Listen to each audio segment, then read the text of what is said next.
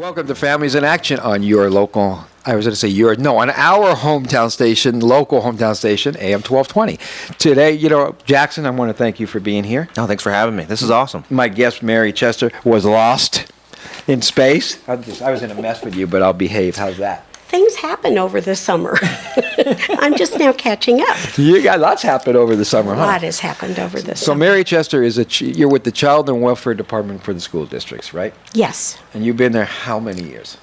This is the beginning of my 28th year. 28 years. Fill us in. How did it happen? That's a huge, what a career. Actually, I worked for a police department. My husband and I both worked for the department.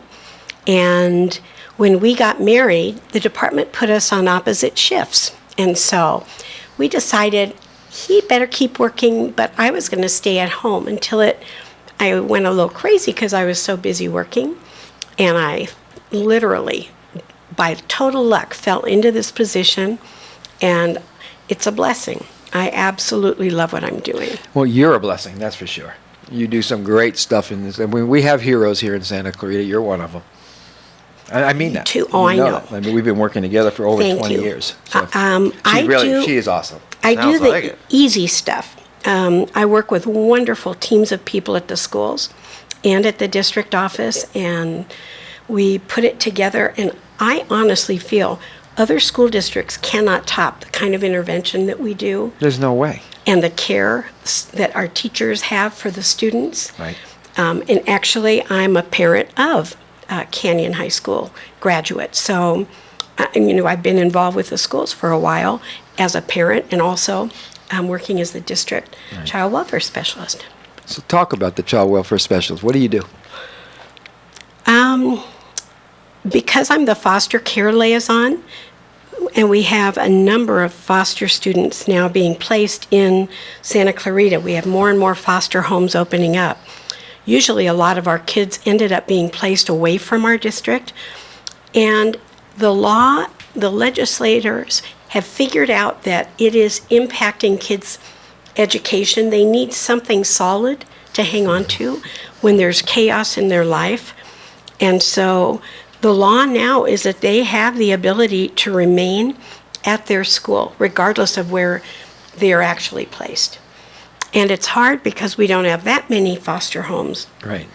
But Yeah, there's surely not enough. not enough. And the situations are just so sad, so tragic. And what amazes me is how resilient these kids are.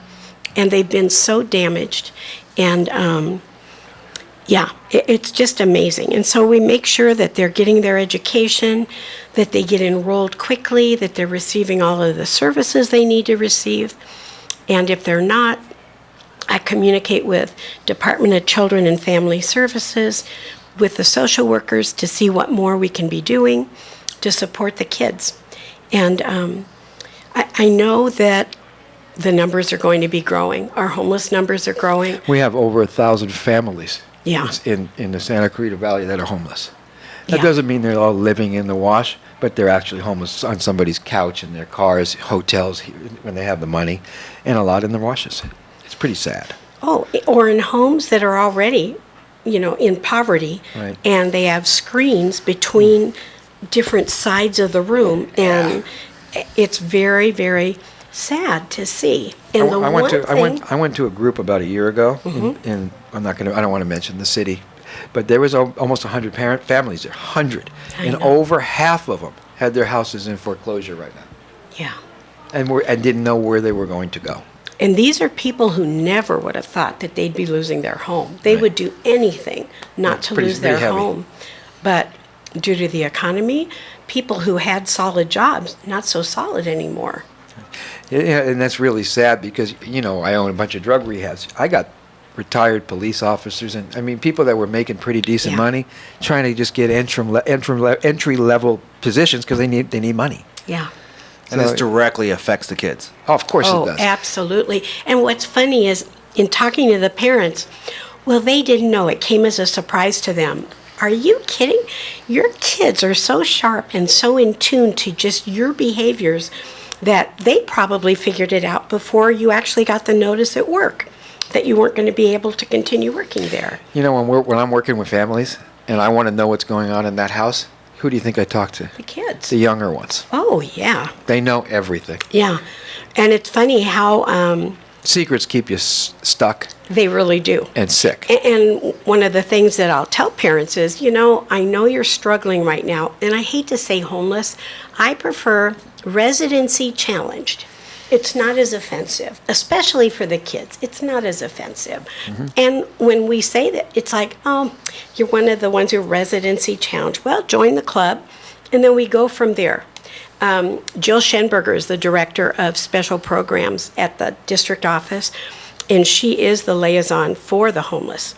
And our offices are just steps apart, and we get together all the time discussing families, because if they're being sent from their homes into foster care, that's homelessness too for those kids until they're actually placed in a foster home. So we have a lot in common. The laws have changed and included those two groups together, along with students who have been incarcerated in suitable placements and are on formal probation. And we have a few of those. We do have a few of those. Yes, we do. It's great to see them come out and to see how well they've done apart from their families. What is sad is once they come out, if the family has not changed, that child's going to revert Right back to what they know. I actually had a student tell me he was in camp and he learned to cook. Not Boy Scout camp. No. He learned to cook, and he decided that's what he wanted as a career. And we were so excited for him.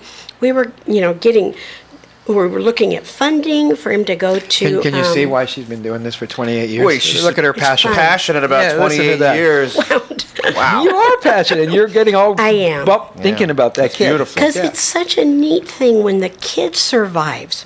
And sometimes I have to tell them, get your diploma and get as far away from the people who are dragging you down as you possibly can. Yeah. And until you get that diploma, you will have no independence.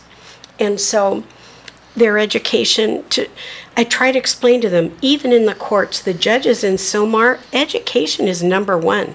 They know that the lack of a high school diploma for an adult means time at Twin Towers downtown. They will be doing lots. Unpaid. Very much unpaid. However, funded in ways we don't want to discuss. Yeah.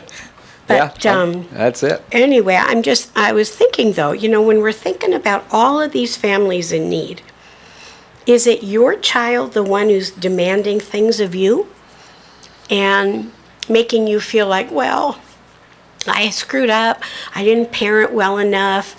I'll tell you what you need to do, parents. You need to get your child who seems self-absorbed, and there are a few out there. But have you done that? Is it like, have you I was created going to this? mess with you, but I won't. Go Oh, on. go ahead. No, go on. You do it. I was going to mess with myself, not you, really. So we'll pass. Okay.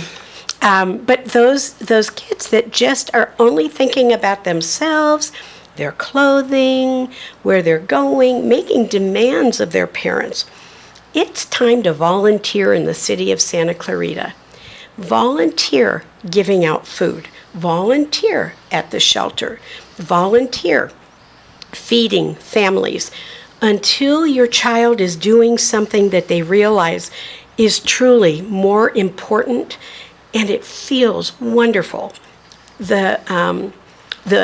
What you get back from that, I think your child will understand how not so needy they really are. And we were talking before you got here about the amount of time parents actually spend with their kids. It's like 2 minutes, maybe 10 a day, right? Yeah. Oh, yeah. That's 90% of everyone right now.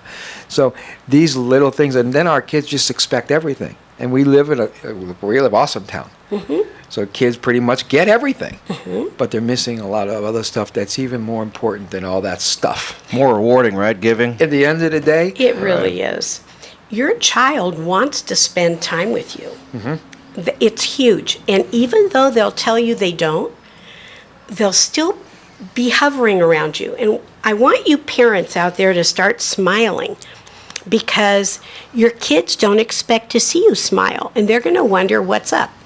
So when they're kind of in trouble or driving you nuts, start smiling around them. And that means you'll be smiling almost every day, That's right. which is good. It's great because then they're a little bit, they're not on stable ground. It's like, what are they smiling about? I'm not doing anything to make them happy right now. What are they smiling about? And I encourage parents who feel like they're out of control, attend school with your child for a day. Contact a counselor or one of the administrators at And the they school. can even go into class. They can, and they do go into class with their child.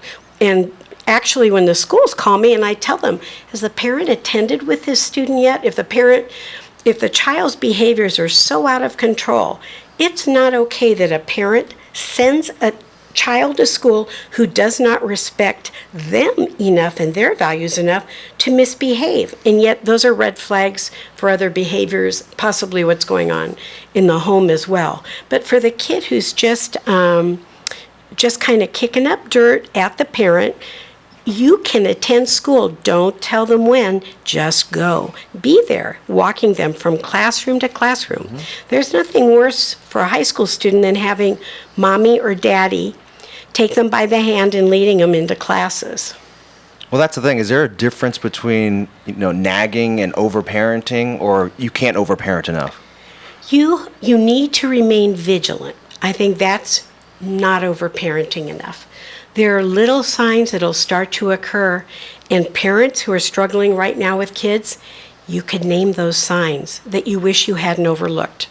I'm sure the way your child was talking to you, the way they're dressing, oh my gosh, those cell phones, are you at least taking them away? The cell phone, docking it in another room apart from them during the evening? There's no reason on earth that child needs to be in touch with friends at 1:30 in the morning. And they all do it. They are all doing We were just it. talking about that, right? Yeah. That's what I was saying. The very last things and a teenager does today, very last thing, is check their Instagram or Oh, Snaps, definitely. whatever it's called. And when they wake up, before they even hit the bathroom, they're checking their Instagram. If they're even sleeping during the night, they're not They're up. sleeping They're well, and this leads to behavior problems during the school day. They're exhausted. Yeah. And that parents feel like, well, I gave it to her, I gave it to him. You're the parent. Until that him or her is 18 years old, you're responsible. If that child goes and gets into a vehicle to drive themselves to school, and because they're so exhausted, what if they start to fall asleep or they're just not as alert driving? Driving out here is a challenge. We have the youth group to prove that. Absolutely. How many? It was almost 100 bodies. 100 little tree stumps of people I that lost know. their lives to car crashes, kids that lost their know. lives, 25 and under. That's right the at one Central thing Park. that I've been so worried about is every end of the school year or right near the holidays Of course. that happens. And it's heartbreaking for the kids. And I hope that every 15 minutes that they are paying attention. It's real. Yeah, it is. And you can see it in Central Park. It's real. So there's three categories of children. Category number one, no matter what kind of a mom or dad you are, they're level-headed kids. Yes. They're going to go to school. You'll never hear from them. You won't have to go to SARB. They'll get great grades, and they'll just move on, and they know what they want to do. That's Yes. one of the categories. The next category is the ones that they're just high maintenance, period. They want to, they're going to do no matter what your parents say, their parents say. They're going to get in trouble, drive fast, fight, maybe use drugs. So you stay on them as much as you can, right? And the problem with those are that we have parents running interference, unfortunately. Yes. Blocking help Yeah. from getting to their kids. Oh, we could talk about if we have enough time, but yeah, then the next category, this is the most important category I believe there is for, period, end the subject. These are the fence sitters, meaning if we do what everybody says, if we play together, if we eat together, if we pray together, those kids don't do much wrong. They feel too guilty, they're too responsible to their families. Absolutely. We got them 2 minutes a day. Those are the kids we're losing today, Yeah. which is the largest category. Those are the reasons. But when people, what I do, I get calls all over. Why is kids using more drugs? It's simple. It's Think true. about it. That's where the communication is with their friends. And your kid's 5 years old? 4 years old, yeah. When you're watching TV and good. something's Yeah. on there. I know. I'm you're- listening. When you're watching TV Yeah. and something comes on that's negative about drugs, that's a great teaching moment. Just talk to them about it. Even right? at 4. Yeah. Because we want to hardwire our children when they're that young. Don't run away, right? We're never going to get rid of Yeah. drugs. They're never going to go away. The only way we're going to do it is by getting rid of the need. And if we do, and that means at home. I'm not responsible for anybody's kid unless they give them to me at rehab, and then I own them for a month. But they still got to leave, and then mom or dad has to make sure they follow through. So it's one of those kind of things. We need to hardwire our kids when they're young, and we need to have that conversation over and over and over again until they go, I know, I know, I know. You do house Yeah. calls? Isn't she great? She is. Should be doing house calls. Hey, I got an idea. 4 years old too early for you? No, I'm joking. Yeah, really. You know what I just figured out? Forget the show you're trying to do with me. We're going to do the Mary and Cary show. We're going to homes. Yeah. That's right. Kids. No, really. Carrie used to like it when I tell him That would be about fun. me grocery shopping and watching a parent go, don't do that, don't do that. We're going to go home. We're going to go home. You're not going to get the little ball. Put the ball away. Mommy's not going to get it. You're not behaving. Mommy's not going to get it. And I would go up and Kid got the ball. tap her on the shoulder and say, waste your breath. No more. Your child knows you're going to buy the ball. Stop arguing. It's annoying people. That noise is bugging me. That's a show. I know. I cannot concentrate on my shopping list. So just give the kid a ball. You know you're going to do it anyway, and it won't be so annoying for the other shoppers. Oh, let's do some hidden camera show with that. I know. Absolutely. At the supermarket? Great stuff. Listen, Mom, Yeah. just save your breath. Yes, And Mary, that's right. we only have 2 minutes, but till the next break. But I really believe there's 4 components of treating kids. Yes. I'm not treating kids, of parenting. You always got to come at them with what? Love. Absolutely. Period. Absolutely. But if you just love them, you can love them to death. Yes. I know, honey, you didn't want to go to school and see Mary Chester. It's okay. I'll tell him you were sick. Not good. So love. The next one is what? Discipline. They got to have discipline. If they do something horrible, something's got to happen. Otherwise, boy, they're going to learn later in life. But if you just deal with them with discipline, they're going to grow up what? Angry or scared? Yeah, because they're powerless already. So if you're trying to give them a little power and a little bit of control over their lives, have them sit down with you when things are calm and write down what the consequences of certain things should be. That way, when your child picks it, they're not mad at you. You've just, here's the behavior we discussed and how it's not okay. So I guess, yep, that's what you suggested for yourself for this discipline. And you really And got to take start yourself that. out of it. And you really got to start Absolutely. that when they're young, because when you try to Yes. do it when they're 17, you got headaches. Yes. So it's love, discipline, support. You Be really, there and yeah. understand and know what's going on with your child. When they're in high school, that is not the time to get away. That is not the time to say they've got it all. No. That's the time when they are exposed to the most dangerous of things. Yeah. Love, discipline, support, and structure. Yes. And I'll tell you what, I own an adolescent rehab. When I ask the children, when they're getting ready to leave, what are you going to miss the most? It's not the staff. It's not even the kids. It's the structure. That's what they say to me. What they're fighting so much is what they need and want the most. They want somebody to love them. They want to know that they're cared for. And when you got that kind of love, structure kind of deal, they know it. They feel it. Going to those action meetings, the best part of all was when you realize that even though the parent may not really want to be there, the message they're sending to their child is that you are important enough to me for me to leave the house when it's cold or hot or whatever, or I'm tired, I don't have time for this, but you are more important to me than staying home. On that note, this is Families in Action on your hometown station, AM 1220 KHTS. Welcome back to Families in Action on your hometown station, AM 1220 KHTS. I'm Cary Quashen. We have Mary Chester here from the school district, and Jackson, which is a buddy of mine wanting to jump in. And I don't know if you can see Todd, but he's back here hiding. And we're talking about children. So what are the warning signs of kids that are in trouble? A parent knows their child's warning signs. When Say that things again. become different. Yeah. A parent knows They may not want to address them. They may hope they go away. But until you do address them, it can get a lot worse and out of your control. The second you start to see them start to lose interest in school when they loved it before, start to make different friends, other friends who used to call them that you used to like are no longer around, they're dressing differently, their mouth is out of control. And I'll tell you, in meetings with us, that child will be cussing up a storm in front of the parent. And I'll tell them, maybe at home this is okay, but I've not been disrespectful to you, and you will be respectful to me. So you're talking even in SARB meetings when Absolutely. you have the sheriff's there. I mean, everyone's Yeah. there. But even one-on-one with an administrator, myself, a child, and a parent, they start in like that, we're not going to put up with it. Good. And every single one of them, is respectful towards us after that. It's like, oh my gosh, Mom, now did you hear that? It's that structure thing again? Absolutely. It's not okay. The behaviors that your child has now are going to be the same behaviors they take into a job. So are you setting them up for failure? Do you really want to be living with them at 40 years old? That's when they're 40 and raising grandchildren. Your child needs you. You know how many parents I deal with now that are raising grandkids? I know. Many, many, many. Yeah. It's really pretty sad. They've already done that. And it's so Now exhausting. they're doing it again.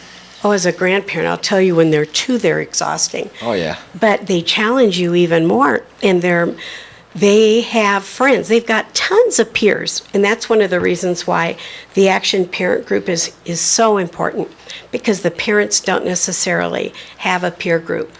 And, oh my gosh, tomorrow night, 7 o'clock, Canyon High School. You coming to visit me? Maybe. That would be nice. Maybe. I'd love for you to speak to the parents. I'll even put your name on one of the chairs. Oh, dear. No, I'm Cary. Whatever happened to that Mary Chester? Oh, she's going to run away. You listen? That's right. I always hear you talk about Canyon High School. Is it just a representative of all the high schools out here, or Yes. It's a support group for Yeah. parents and for kids. Right. And it's really exciting now because, as you know, I've been trying to get the, what was it called, DAPAC program for like 25 Yes. years, which was the Yes. school's alternative to whatever. To drug or but they would alcohol. kid would get caught, they'd just move them to a different school, and they'd make them go to this deal. Now, a kid gets caught, they have to go to Action 3 days in a row at our site, and they're intense counseling, and then the families have to go to at least, I think it's 1 or 2 Action Parent Teens programs. So it's really Good. working. But why is that only like Canyon? How come you don't hop Oh, no, around? There's a but- lot of No, schools they out were here. at Saugus High School. Okay. Right. And then they were not able to give them the room any longer, and Canyon could. Yeah, So it's and not even specifically more to for that, Canyon. and even more than that is if we were to open one in each school, they would just all bounce to the same one. So we have a location that's actually easy for everybody. There you go. And no parent is there on their own, really. Actually, we actually do have some parents now that. But I mean, people are there for them. Oh, Yeah. I was there several months ago, and it was shocking to me to see parents that had lost their kids 20, 30 years ago. Yes. Yes. They don't have any teens, don't have any kids in the house, but they're there to help. and I'll tell you what. When somebody that like Chrissy that stands up and said, "I lost my kid to a Yeah. heroin overdose," everybody stops. Everybody looks, and it gets everybody thinking. Yeah. Can it happen to my kid? Well, maybe it can. They're smoking pot. All the other drugs are what I call drugs of opportunity, meaning you break in your contract, you smoked a cigarette. You break in your contract, you're smoking pot. You go to a party, somebody says, try this. You go, no, you have a little bit more to smoke, a little bit more to drink, and you try it. I was shocked as a young parent. I was shocked to see, I was expecting to see your stereotypical deadbeat dad and mom. No, not at all. I mean, these people, No, pillars of the community. they are. Yeah. It's amazing. It can happen in anybody's home. There is no such thing as a perfect life. If you think you have a perfect life, it's going to happen. Something's going to happen because there is no such thing. And by the way, you can't buy your kid. No. I mean, if by you going out and Divorced hanging, parents, you cannot buy your children, and they know what you're doing. and it's not just divorce; it's No, everyone. You go to it work, you is. come home. Here's a few bucks. Go eat, and you spend 2 minutes with your kid. That doesn't work. It doesn't work. All those goofy things parents that play. I said it earlier: play together, eat together, pray together, go on little vacations together. Those kids do well. They really do. On that note, hey, Mary, thanks again. I love Thanks for having you having on me, this show. I Cary. really do. And Jackson, thanks for the backup. Oh, thanks for having me. This was fun.